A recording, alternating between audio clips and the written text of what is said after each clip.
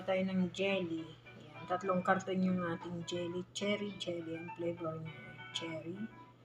Ayan. Ito na yung ating mga paglalagyan. May mainit na rin tayong tubig na nakahanda.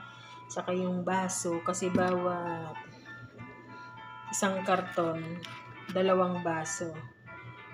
3 basong mainit, 3 basong malamig. Yan, tsaka lalagyan natin ng apple. Lalagay tayo ng mainit na tubig. Ang hirap mag-video.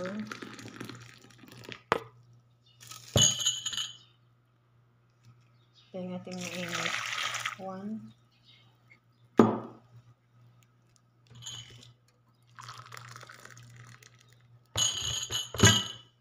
2,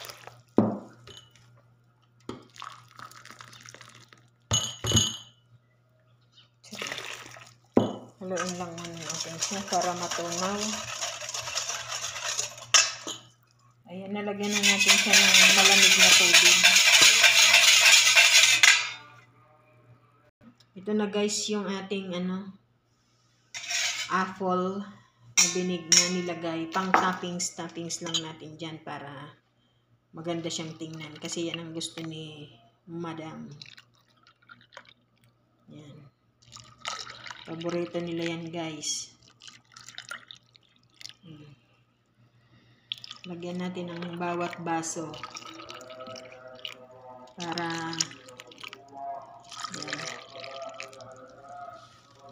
3 karton ginawa natin.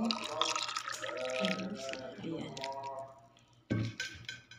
2, 4, 6, 8, 10, 11 na baso yung nagawa natin sa 3 karton na jelly.